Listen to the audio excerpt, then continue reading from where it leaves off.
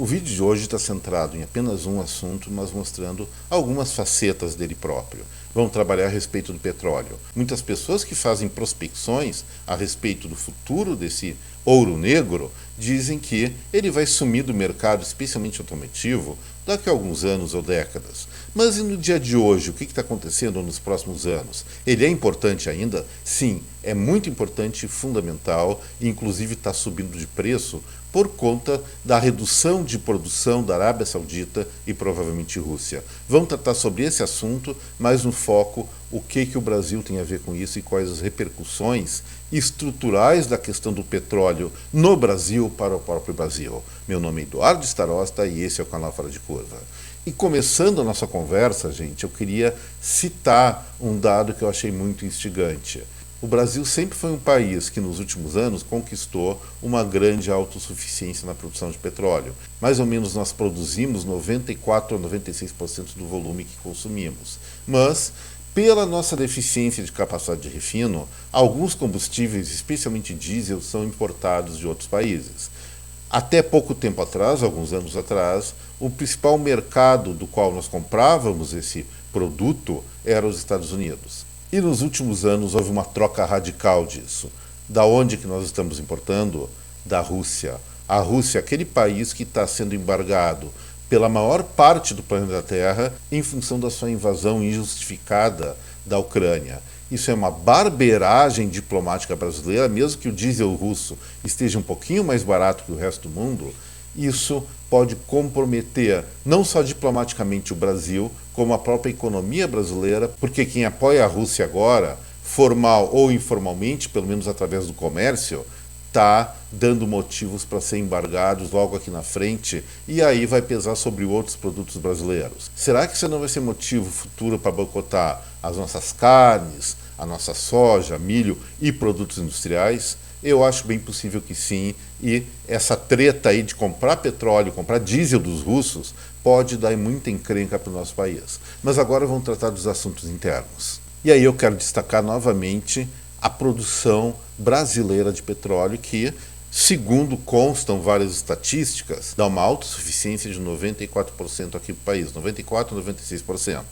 Só que isso não é para frente. Isso foi conquistado graças às explorações bem-sucedidas em águas profundas na costa do Atlântico, no chamado pré-sal. Só que o pré-sal, como eu falei, ele não é um fornecedor infinito do ouro negro. Um dia ele vai começar a produzir menos, a ter menor produtividade, e esse dia praticamente já tem data marcada para o ano de 2028, quando a produção brasileira começa a cair de acordo com as fontes que nós temos atualmente. E a produção diminuindo, evidentemente, a nossa dependência, a não ser que aconteça um milagre energético nesse meio tempo, ela vai aumentar de outros países e estamos de novo à mercê de importar petróleo bruto.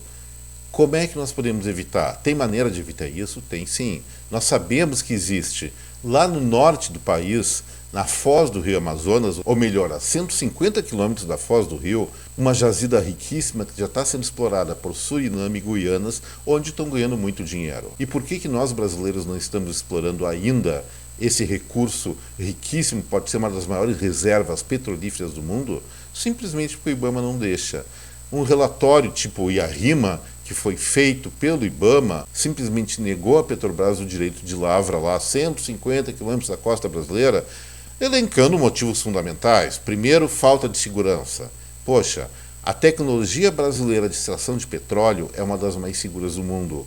O último acidente relevante que aconteceu não foi no Brasil, foi na Venezuela, cuja indústria petrolífera está em pandarecos, apesar da riqueza no subsolo que eles têm, que acabou sujando praias do norte e nordeste do país. Foi um absurdo que aconteceu, mas fatos são fatos, o Brasil não fez aquela caca. E daí depois falam dos recifes de corais que podem ser prejudicados, é um coralzinho aqui, outro ali, não é importante ambientalmente falando, e justificam até sobre prejuízos eventuais aos povos ribeirinhos que vivem da pesca. Povos ribeirinhos a 150 quilômetros da fonte de extração do petróleo. Pera lá, gente, é muita palhaçada isso. E o presidente do IBAMA, um tal de Rodrigo Agostinho, simplesmente pegou a nova solicitação que a Petrobras fez com muita procedência, com muita assertividade por parte do seu presidente, o Jean Paul Prates, e engavetou. Disse que vai ficar pelo menos 3 anos tramitando e ainda deu sua posição política a respeito disso. Ele afirmou o seguinte: o mundo inteiro está olhando em outra direção e nós ainda estamos sonhando com petróleo. Lógico que o mundo inteiro e o Brasil também estão olhando para alternativas ao petróleo, mas o petróleo é importante ainda e não vai deixar de ser pelo menos nos próximos 10, 15 ou 20 anos.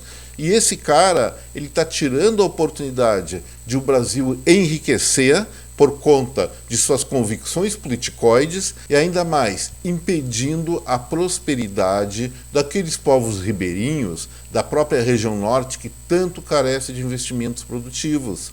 Eu vejo que esse sujeito, assim como toda a diretoria do Bama, deveria ser retirada de onde estão, demitidos, essa palavra, coloca-se outro corpo diretor com melhor capacidade de análise, inclusive não só ambiental, mas política, para pensar realmente, sim, ambientalmente o Brasil, mas também economicamente. É o melhor para todos, não queremos depauperar nada, só é importante deixar registrado que desperdiçar essa riqueza vai ser um grande tiro no pé do nosso país e do governo atual. E para finalizar agora fora de curva, eu queria tocar num assunto que também diz respeito a burrices na regulamentação do setor energético, especialmente do petróleo no Brasil, mas aplicado aos veículos. O vice-presidente Geraldo Alckmin está em conversas muito legais com os plantadores de cana-de-açúcar lá em São Paulo, chamado setor sucroenergético, parece, para tornar obrigatório colocar mais etanol na gasolina. Se vocês não sabem, pelo menos 25% da gasolina que vocês compram não é gasolina, é etanol, é álcool. É mais ou menos, fazendo uma comparação, como botar 30% de água na sua laranjada, botar 30% de vinagre no seu vinho, ou pior, 30% de guaraná na sua cerveja. Você gostaria disso? Se não gostaria, vamos seguir comigo o raciocínio. O Alckmin está sendo convencido a aumentar de 27,5% para 30% o percentual de etanol mínimo na gasolina. Isso significa o quê? O carro vai ficar um pouquinho mais forte, porque o etanol tem maior octanagem, mas vai gastar mais. A sua economia de combustível, pelo mesmo preço que você vai comprar gasolina, vai ser menor. E isso é bolso. E isso é atentado à economia de cada um dos cidadãos. E também está acontecendo uma coisa parecida com o diesel, só que muito pior. O governo federal, ele quer botar mais biodiesel no diesel. Além de ter menor produtividade, essa inserção desse corpo estranho, predominantemente feito a partir da soja, causa problemas no seu veículo, se ele é movido a diesel, é claro. Eu vou pegar aqui uma afirmativa que eu achei no site Transporte Mundial para ver do que eu estou falando exatamente, não sou eu que estou dizendo, em relação ao biodiesel prejudicando o motor dos veículos. Esses eventos elevam o consumo de combustível e o aumento do custo operacional. E uma grande frota se torna uma situação dramática e toda a sociedade acaba pagando. Os principais problemas detectados e causadores do aumento do custo de manutenção dos veículos são entupimento do filtro de combustível, forçando a troca em menos tempo, entupimento também do bico injetor, exigindo limpeza, pois o veículo começa a funcionar com deficiência e muitas vezes implica na abertura do motor, além da formação de depósitos de borras dentro do motor e do cárter. Sabe o que significa isso? O motor com essa mistura aí que vai aumentar, vai para as cucuias. Você vai comprar um caminhão novo, uma SUV movida a diesel nova, um trator, o tempo de vida do seu motor vai ser bem menor. Vamos admitir isso, ficar quietinhos como sempre, ou vamos criar pelo menos uma movimentação no sentido de impedir que essa desfaçatez aconteça? Eu gostaria que a população brasileira optasse, tanto na questão do etanol como na questão do biodiesel, pela segunda opção. Sim, cuidado com o meio ambiente a gente tem que ter. Em relação ao biodiesel, ele é muito menos eficiente como dirimidor da poluição do que uma coisa que está instalada em todos os caminhões novos do Brasil, que é o Arla, que é um composto que simplesmente transforma a fumaça do diesel, aquela fumacinha preta, em vapor da água. Então a questão ambiental não é problema. Isso aí chama-se associação do poder com corporações para fins não muito nobres, se é que vocês me entendem. O vídeo de hoje era isso, gente. Eu estou encerrando antes porque eu tenho uma filhinha que tem que ir numa festa de 15 anos, não posso decepcioná-la.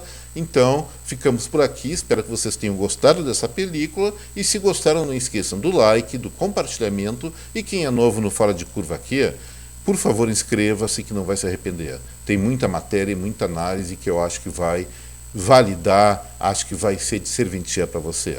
Muito obrigado pela atenção de cada um de vocês. Um forte abraço. Até breve. Tchau, gente.